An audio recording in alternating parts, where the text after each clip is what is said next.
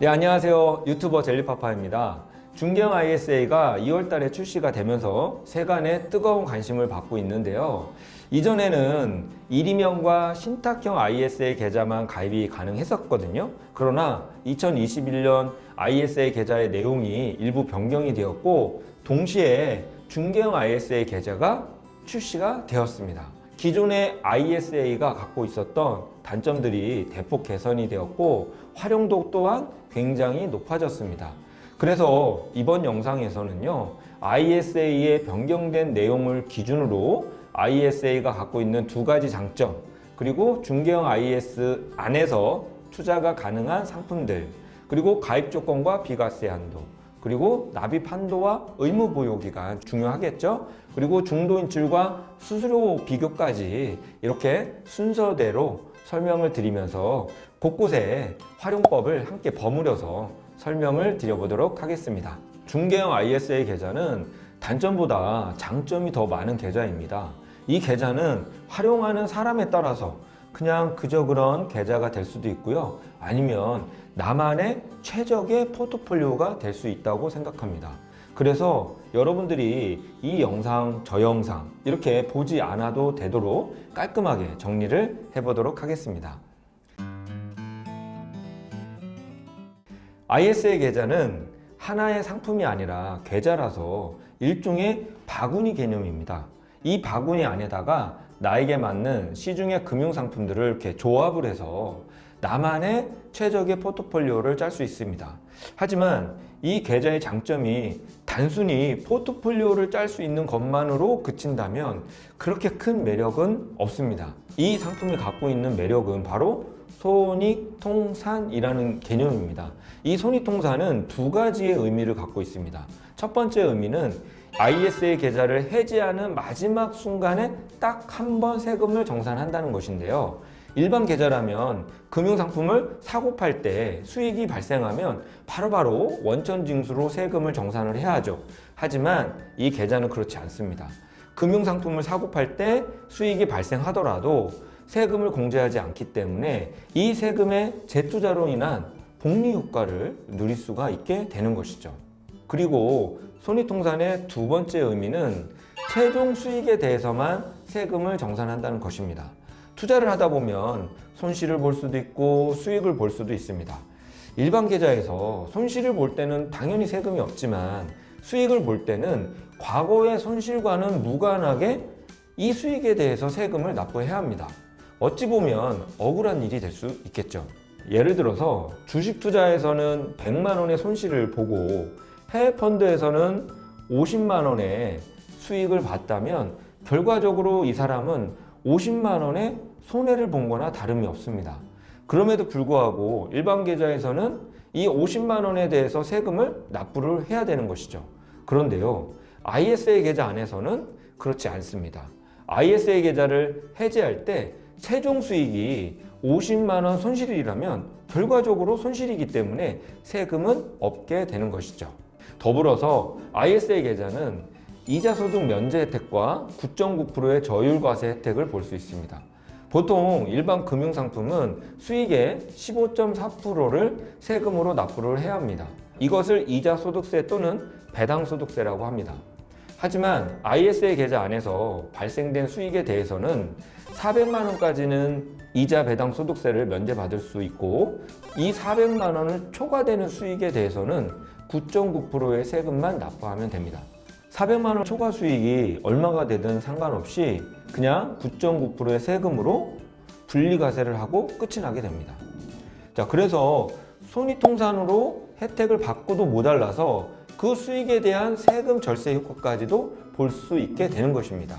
결과적으로 우리가 해야 할 일은 그저 금융상품을 잘 선택하고 잘 운용하기만 하면 됩니다.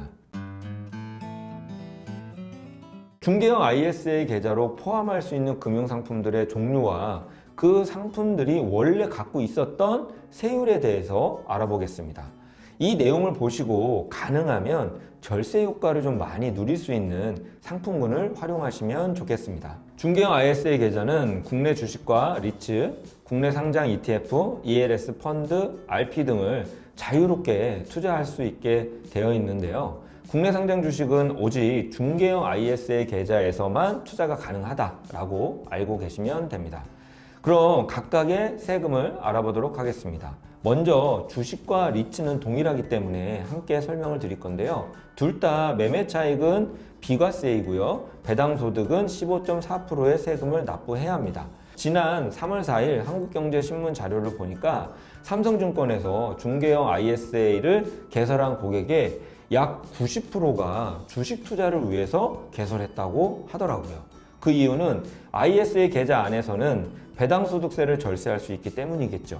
자, 이런 식으로 ISA 계좌를 배당주 절세 통장으로 활용할 수도 있겠습니다. 그 다음 국내 상장된 ETF도 국내 주식에 투자하는 ETF는 매매 차익은 비과세입니다. 하지만 해외 주식에 투자하는 ETF는 15.4%의 세금을 납부해야 하죠.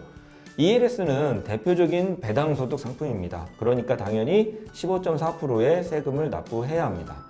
펀드의 경우는 ETF와 마찬가지인데요. 국내 주식에 투자하는 펀드는 비과세이고요. 해외 주식에 투자하는 펀드는 15.4%의 세금을 납부해야 합니다. 마지막으로 환매조건부 채권인 RP도 역시 15.4%의 세금을 납부해야 합니다. 이러한 상품들을 활용해서 나만의 포트폴리오를 구성할 수 있게 되는 것이고, 원래 일반 계좌에서 투자를 할 경우에는 좀 전까지 말씀드린 세금들을 납부를 해야 합니다. 하지만 ISA 계좌는 마지막 해지 시 상품들의 수익과 손실을 통산을 하게 되고 최종 수익에 대해서만 세금을 정산하는데, 서민형의 경우는 400만 원까지 비과세이고 그 초과 수익은 무조건 9.9%의 저율 과세를 한다는 것이죠. 중개형 ISA 계좌는 19세 이상 대한민국 거주자라면 누구나 가입이 가능합니다. 소득과는 전혀 관련이 없습니다.